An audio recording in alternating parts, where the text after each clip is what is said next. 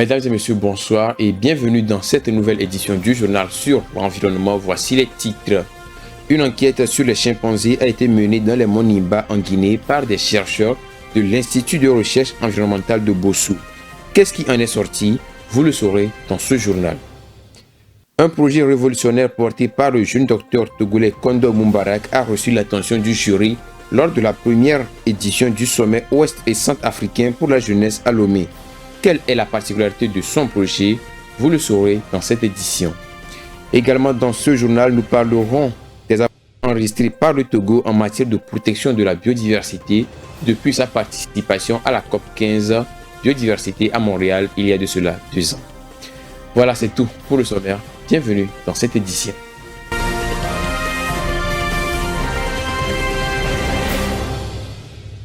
Le Togo s'est engagé de manière active dans la mise en œuvre des actions visant à protéger ses ressources naturelles depuis sa participation à la COP 15 Biodiversité à Montréal il y a de cela 2 ans. Actuellement, le Togo participe à la COP 16 qui se tient à Cali en Colombie. Mais que retenir depuis 2022? Élément de réponse avec Irène Papadina. La protection de la biodiversité est devenue une priorité mondiale face aux menaces croissantes du changement climatique, de la déforestation et de la dégradation des écosystèmes. À la suite des engagements pris lors de la COP 15 sur la biodiversité, le Togo, qui participe actuellement à la COP 16, a enregistré des avancées significatives dans la protection de son couvert végétal. Il a en effet adopté plusieurs stratégies pour protéger ses écosystèmes, incluant la préservation des aires protégées, la reforestation, la lutte contre le braconnage et la promotion de l'agroforesterie durable. Toutes ces actions rentrent dans la politique environnementale de l'ambition quinquennale et décennale qui consiste à l'augmentation du couvert végétal de 24,24% à 25% et avoir 1 milliard d'arbres à l'horizon 2030.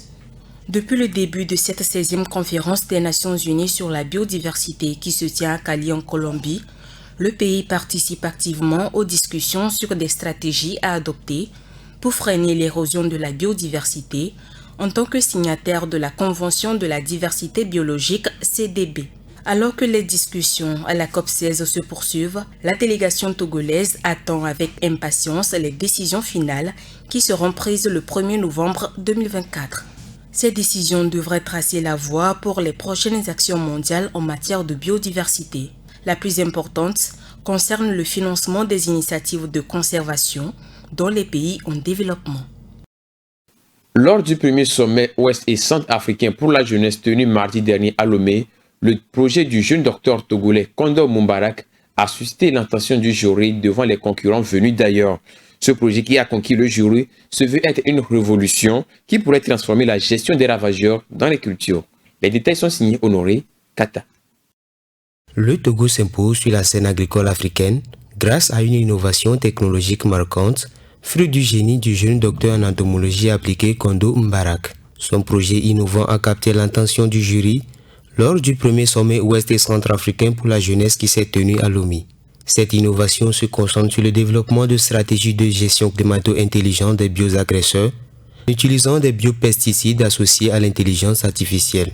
Ce projet s'inscrit parfaitement dans la vision du marché des innovations et technologies agricoles MITA, organisé en collaboration avec le CORAF, l'ITRA et le Global Green Growth Institute. Parmi les 4 innovations technologiques présentées par les jeunes chercheurs du Gabon, du Mali et du Togo, c'est celle de Kondo Moubarak qui a été désignée comme la meilleure. Sa présentation claire et convaincante a mis en avant l'importance de son projet de combiner l'intelligence artificielle avec des biopesticides développés à l'échelle internationale pour lutter contre les ravageurs présents et futurs. Face à des cas récents tels que l'invasion des chenilles légionnaires d'automne et de jacide, il est essentiel de trouver rapidement des solutions. Plus le délai est long et plus les nuisibles peuvent causer des dégâts importants, a-t-il déclaré. Son projet vise ainsi à fournir une réponse immédiate en cas d'évasion de nouveaux ravageurs. Pour garantir l'efficacité de ce projet, il est nécessaire de construire une base de données solide sur les biopesticides disponibles. Cela inclut non seulement ceux développés au Togo en Afrique, mais également ceux disponibles à l'international. Cette base de données permettra de recenser non seulement les caractéristiques de chaque biopesticide, mais également de comprendre les relations entre les produits et les ravageurs ciblés. En somme, Cette initiative illustre parfaitement comment l'innovation technologique peut offrir des solutions concrètes aux enjeux agricoles contemporains. Avec le soutien de programmes comme le marché des innovations et technologies agricoles, le Togo pourrait bien devenir un modèle à suivre pour d'autres nations africaines. Le Togo se mobilise à valoriser ses ressources agroalimentaires. À cet effet, une série d'inspections a été menée sur le terrain afin de constater la disponibilité des produits togolais sur le marché. L'initiative vise à encourager la consommation et la promotion des produits made in Togo. Retrouvons Honoré Kata. Au Togo, les produits locaux se distinguent de plus en plus par leur conformité aux normes de qualité internationales. Une récente opération d'inspection, dirigée par le ministre délégué auprès du ministre du Commerce, Kosivi Runake, a révélé que la majorité des produits made in Togo répondent aux standards de qualité exigés. Cette démarche d'évaluation approfondie a permis de vérifier l'accordance des produits dans plusieurs institutions spécialisées, notamment l'Institut togolais de recherche agronomique, l'Institut national d'hygiène, l'École supérieure des technologies biologiques et alimentaires, ainsi que le Laboratoire national du bâtiment et de travaux publics. Ces contrôles rigoureux mettent en lumière l'engagement des autorités et des structures concernées à garantir des produits fiables et sécurisés sur le marché. Face à certaines critiques faites sur la fiabilité des produits locaux, le ministre délégué a déclaré que la majorité des produits locaux passent par ces laboratoires de contrôle avant d'être mis sur le marché. Ainsi, une qualité optimale pour les consommateurs est assurée. Cette initiative s'inscrit également dans le cadre du mois du consommé local, une période décisive pour encourager la population à revoir ses habitudes de consommation. En ce sens, ces inspections renforcent la confiance dans la qualité des produits made in Togo et soulignent leur conformité aux normes requises. Choisir des produits locaux devient alors une véritable opportunité de soutenir l'économie nationale tout en garantissant des produits de qualité. Une vaste campagne de recensement des chimpanzés des monts Nimba a été lancée par l'Institut de recherche environnementale de Bossou en Guinée. Il est effectué en collaboration avec des chercheurs américains et suisses et vise particulièrement à connaître le nombre précis de ces chimpanzés et le génotype présent dans la région. Léon Sagbo nous en dit plus dans cet élément. L'Institut de recherche environnementale de Bossou, IREB, a récemment lancé une grande campagne de recensement des chimpanzés dans le massif du Nimba en Guinée. La campagne vise à déterminer le nombre de chimpanzés vivant dans la région et analyser leur génome pour comprendre l'origine des différents groupes. Un jeune primatologue affirme qu'il mène plusieurs recherches parallèles, mais que la primatologie reste prioritaire. Les membres de l'équipe de recherche contribuent non seulement à analyser, mais aussi à faire des remarques sur les chimpanzés pour éviter toute confusion entre les individus. Du point de vue morphologique, ces chercheurs se basent sur des caractéristiques distinctives telles que les oreilles, le nez, la bouche et la tête, ainsi que leurs particularités. Pour une large couverture des recherches dans la région, 3 camps ont été dressés. Le premier au nord de la montagne, un autre au sommet et le troisième à l'ouest. Des sentiers ont aussi été ouverts à l'aide de machettes pour y placer des caméras et repérer les traces des chimpanzés et d'autres animaux. Selon le premier rapport, 16 chimpanzés et 13 autres espèces animales dans la région ont été recensées. Cela signifie que d'ici le début du mois de janvier 2025, les chiffres seront plus exacts, bien que les chimpanzés se déplacent beaucoup. La collaboration avec les chercheurs américains et suisses est beaucoup plus basée sur la fourniture du matériel de recherche. Le jeune primatologue précise qu'au début, les chimpanzés du Nimba fuyaient en les voyant. Mais grâce à la pose d'une centaine de caméras trappes, ils peuvent les approcher à 8 ou 10 mètres. Ils espèrent pouvoir établir un contact direct avec ces chimpanzés d'ici 2 ans. Des études génétiques sont en cours pour identifier le nombre de familles de ces primates dans la région. Le massif du Nimba est très vaste et les chimpanzés présents sont de diverses origines. Certains viennent de Bossou, d'autres de la Côte d'Ivoire et du Libéria. Des groupes mixtes venant de la Côte d'Ivoire, du Libéria et de la Guinée ont également été identifiés sur les flancs des montagnes. Une conférence nationale sur la gestion des zones côtières a été lancée à Dakar le 22 octobre dernier. Elle vise à aborder les défis de l'érosion côtière dans ce pays de l'Afrique de l'Ouest. Elle vise également à trouver des solutions durables face aux défis du changement climatique. Francesca Dissou pour plus de détails. Une conférence nationale sur la gestion intégrée des zones côtières s'est ouverte le 22 octobre 2024 à Dakar au Sénégal. Cet événement d'une importance stratégique réunit divers acteurs tels que le gouvernement, les experts et les communautés locales pour discuter de la gestion durable des littoraux face aux défis posés par l'érosion côtière et le changement climatique.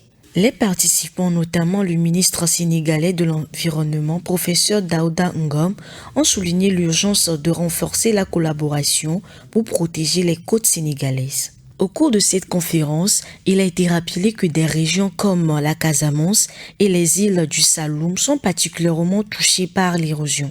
Le professeur Bachir Diouf, président du comité scientifique, a mis en avant la nécessité d'accroître les financements pour limiter les impacts sur les populations côtières. Cette conférence, soutenue par les partenaires comme l'Union européenne, offre une plateforme pour échanger des connaissances scientifiques et identifier des solutions adaptées. Le ministre sénégalais de l'Environnement a annoncé la mise à jour de la stratégie nationale pour la gestion des zones côtières, incluant la création d'un cadre de concertation réunissant les différents secteurs concernés.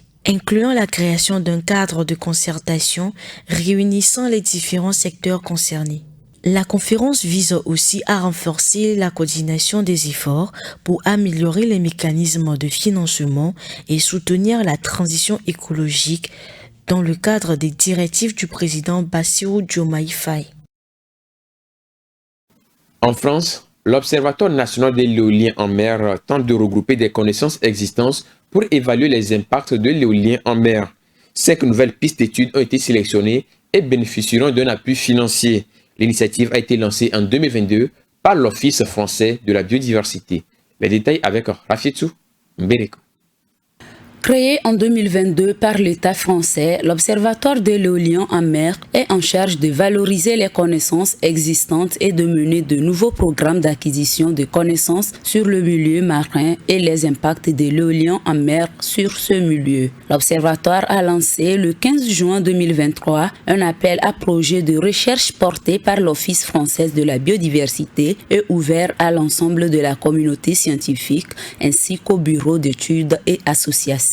Dans le cadre de la deuxième relève de l'appel à projet de recherche, l'Observatoire national de l'éolien en mer a sélectionné sur avis du Conseil scientifique national 5 nouveaux lauréats. 4,5 millions d'euros sont attribués à ces projets sur le portefeuille global de 50 millions alloués par l'État. Ainsi, les lauréats pourront développer des recherches notamment sur les interactions entre l'éolien en mer et divers compartiments de la biodiversité.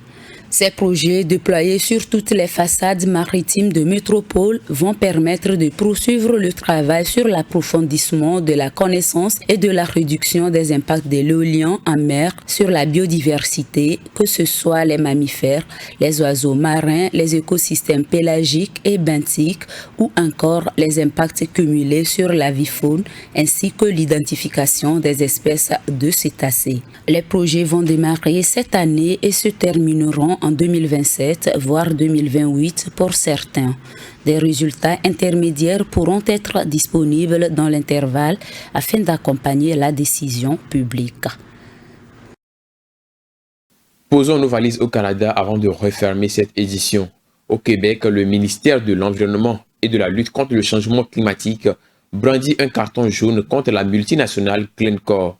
Cette dernière est sommée de réduire ses émissions de nickel sur ces installations situées au port du Québec. Les détails dans cet élément. Le ministère québécois de l'Environnement a annoncé en début de cette semaine qu'une ordonnance a été signifiée à la multinationale Glencore pour l'amener à réduire ses émissions de nickel dans ses installations situées au port de Québec. Après plusieurs inspections et analyses, il est établi qu'il existe un lien entre les activités de transbordement de l'entreprise minière et l'augmentation de la présence de composés de nickel dans l'environnement. Le ministère québécois ordonne à Glencore de veiller à ce que les appareils et les équipements utilisés pour réduire les rejets de contaminants dans l'environnement soient utilisés de manière optimale. Des avertissements avaient été adressés à la multinationale un peu plus tôt dans l'année.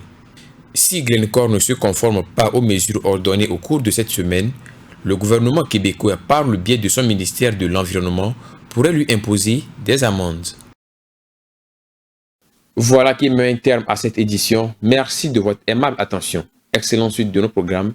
Green TV International, we revive the environment.